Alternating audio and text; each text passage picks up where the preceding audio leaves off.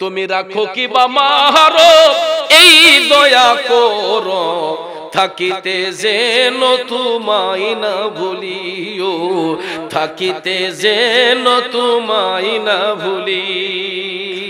কষ্ট হইতেছে সকালবেলা কইব মুরাদ সাহেব আসলো গান একটা গাইছে হ্যাঁ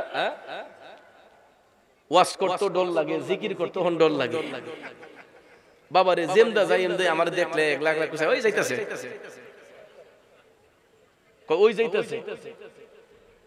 অনেক সময় লজ্জা লাগে অনেক সময় আবার হাসি যে করলাম কি আর করলো কি করলাম কি আর করলো কি কসবা ব্রাহ্মণবাড়িয়া কসবা একটা জিকির করছিলাম জিকিরের মাঝে একটা অলির মাজারে গিয়া জিকির করছি অলির নাম ধইরা তো এখন হাসান বসরি ওয়াজ করতেছি আমি যদি হাসান বসরি একটা শান গাই দেখুন অন্যায় তো যেখানে গেছি যার বাড়িতে গেলাম তার গুণ না গাইলে এটা বেঈমানি নানি তো উজুরি শাহ একজন আল্লাহর ওলি কসবাতে উজুরি শাহ উনি একজন আল্লাহর ওলি উনি আরেফ যার সম্পর্কে কারো এখন পর্যন্ত কোনো ধারণা নাই উনি জীবিত আছে না মারা গেছে উনি আরেফ বান্দা উনি এক এক সময় এক এক জায়গায় স্থানান্তরিত উনার নামটাও কেউ বলতে পারে না উজুরি শাহ কেন ডাকে উনাকে উজুরি শাহ উনাকে ডাকে এই কারণে উনি ওই কসবা বারাই এলাকা গ্রামটার নাম বারাই গোপীনাথপুর বারাই ওই এলাকার মধ্যে তিনি সত্যের খেদমত দাওয়াত দেওয়ার জন্য আসছিলেন ইসলামের খেদমত করার জন্য আসছিলেন তো একটা মানুষকে ভালোবাসতে হলো তো তার কিছু কিছু আলামত গুণাগুণ দেখতে চায় কথা কোন ঠিক না উজুরি শাহর জ্বলন্ত কারামতটা হচ্ছে উজুরি ওই পেটের ভিতরে যে নারী বুড়ি থাকে ইদারে ওই এলাকার ভাষায় উজুরি বলে কি বলে উজুরি বলে আমরা তো ইদারে কিতা কই নারী বুড়ি কই নারী বুড়ি এগুলা বলি বা বুড়ল বলি বুড়লও বলি তো ওই এলাকার মানুষ পেটের ভিতরে যা কিছু আছে এগুলারে উজুরি কয় তো উনি উনার পেটের ভিতরের উজুরিগুলা বের করে পানি দিয়া ধুইয়া আবার এগুলা পেটের ভিতরে ঢুকাই দিতে এখন যদি আমি এখানে বলি যুবক ভাইদেরকে বা যাদেরকে ইচ্ছা যদি বলি যে আপনি একটা আঙ্গুলটা কাইটা আঙ্গুলটা আবার জোড়া লাগাইলে পারবেন না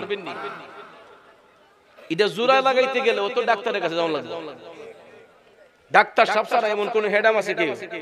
যে আঙ্গুলটা কাটলে এটা টান দিয়ে জোড়া লাগাই নেবেন চিন্তা করে দেখেন উনি কেমন ব্যক্তি ছিলেন যার পেটের উজুরিগুলা বের করে পানি দিয়ে ধুইয়া পরিষ্কার কইরা আবার এগুলার পেটের ভিতরে ঢুকাই দিতে তখন ওই এলাকার মানুষ ওনারে এটা দেখা ওনারে উজুরি শাহ নামে চিনতো যে উজুরি শাহ বলতো ওনারে কি বলতো উজুরি শাহ বলতো কারণ যেই ব্যক্তি উজুরি বাইর করে আবার পেটে ঢুকাইলো ওনার নাম কেউ জানে না কেউ দেখতেও পায় না ওনাকে উনি যেই জায়গার মধ্যে দাঁড়ায় নামাজ পড়ছিলেন ওই নামাজের জায়গাটারে ঘিরে এখানে একটা রওজায় রাস সুন্দর করে করছে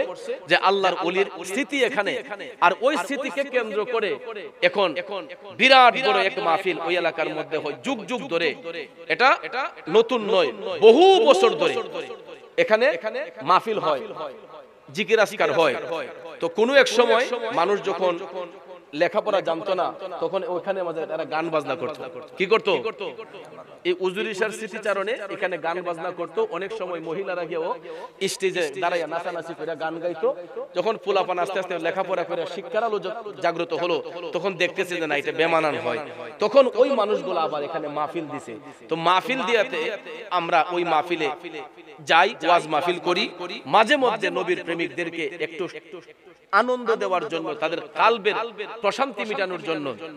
আত্মার খোরাক দেওয়ার জন্য একটু জিকরে সামা করি তো জিকিরটা ছিল আমি বলেছিলাম যে মুর্শিদ আমার উজুরি শাহ কি মহিমা জানে গলার মালা বানায়া ধীরে ধীরে টানে আচ্ছা আপনারা বলুন এখানে কি কোনো খারাপ কথা আছে কোনো মানে ঈমান হারা কোনো কথা আছে তো উনি একজন আল্লাহর ওলি হিসেবে ওনার তারিফ করাটা কি এটা কি কোনো অন্যায় কোনো বেমানান তাহলে এখানে এটা করতে গিয়ে তখন আমরা জিকির করছি আল্লাহু আল্লাহ তো আমি আল্লাহু আল্লাহ জিকির করছি আমি বলি জিকির করছি হিমকে হিমকে জিকির নাউজুবিল্লাহ কইতেন না আল্লাহর কসম এই রকম কোন দিয়ানে খেয়ালে আমি জিকির করি নাই যে আল্লাহর শানে বিয়াদবি হোক, জিকিরের আদব নষ্ট হোক, এই রকম কোন দিয়ানে খেয়ালে আমি জিকির করি নাই। আমি যদি এরকম কোন দিয়ানে খেয়ালে জিকির করে থাকি অবশ্যই আল্লাহ আমার বিচার করবে, কিন্তু এইরকম চিন্তা ভাবনা খেয়ালে আমি করি নাই। কিন্তু দেখা যায় ইডারে এডিট কইরা ইডার ভিতরে এই বাজনা ঢুকাইয়া ইডা এখন বিয়া বাড়ির মাঝে বাজায়, হিন্দু বাইত নিয়ে বাজায়। এই যে আল্লাহর জিকিরকে ক্রিটিসাইজ করা হচ্ছে, এনকার করা হচ্ছে, আমি টিকটকটা খুললে, ইউটিউবটা খুললেই এই সমস্ত আলামতি দেখতে পাই। এবং বেশিরভাগ পরিবারের মানুষ মুসলমান। একটা মুসলিম পরিবারের মানুষ যদি একটা মানুষকে নিয়ে যদি এরকম তামাশা করে, গীবত করে, তাইলে এটা কি ভালো না খারাপ? এটা জিনার চেয়েও খারাপ। কারণ আল গীবাতু আশাদ্দু মিনাজ জিনা, কোন মানুষ সম্পর্কে ধারণা না রাখা গীবত করা এটা জিনার চেয়েও খারাপ কাজ। এটা জিনার চেয়ে খারাপ কাজ। এই জন্য ভাইয়ের আমার, আমি না হয় একজন অপরাধী মানুষ, আমাকে 100 বার বকা দেন, কিন্তু উজুরি শাহ তিনি আল্লাহর একজন খাস ওলি। উনি এবং উনার অসংখ্য কারামত, উনাকে নিয়ে যারা এই বিশ্রী মন্তব্য করে না যাই না, এটা গীবতের শামিল। কথা কোন ঠিক না বেঠিক? আমার কথা হলো এই সমস্ত ঘৃণিত কাজ আপনারা কেউ যাতে কখনো কোথাও না করে, আল্লাহ যেন হেদায়েত দান করে। সকলে আমিন কোন। কারণ আল্লাহর ওলিরা হচ্ছেন এই জমিনের ছায়া। কথা কোন ঠিক না বেঠিক? এই জমিনের খুঁটি। কারণ এই যে প্যান্ডেলটা করছেন, খুঁটি লাগছিল, খুঁটি ছাড়া কি সামিয়ানাটা টিকা রইছে? তাইলে আসমান যে আমরা দেখতেছি শূন্য ঝুল্লা রইছে,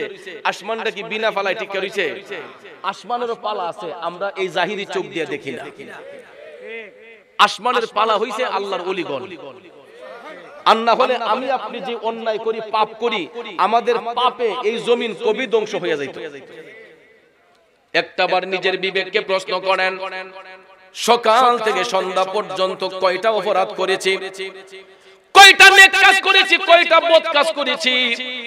যদি আমরা ডায়েরিতে মধ্যে হিসাব করে দেখবেন 24 ঘন্টার 23 ঘন্টার সময় আমরা অন্যায় কাজে লিপ্ত ছিলাম। কথা কোন ঠিক কিনা? এতগুলা পাপ করার পরেও, এতগুলা অন্যায় অপরাধ করার পরেও আল্লাহ রাব্বুল আলামিন আপনাকে আমাকে সুস্থ রেখেছেন, সাবলীল রেখেছেন একটা মাত্র কারণ, এই জমিনের মধ্যে আল্লাহর ওলিগণ বিচরণ করতেছে, এই জমিনের মধ্যে আল্লাহর ওলিগণ আছে বিদায় এখনো আল্লাহ রাব্বুল আলামিন আমার আপনার হাজারটা অপরাধকে ঢাইকা রাখে। ঠিক না বেঠিক? একটু দুরূদ শরীফ পড়ুন। আল্লাহুম্মা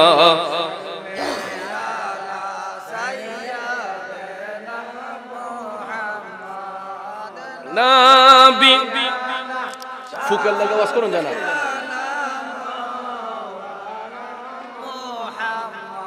আদনাবি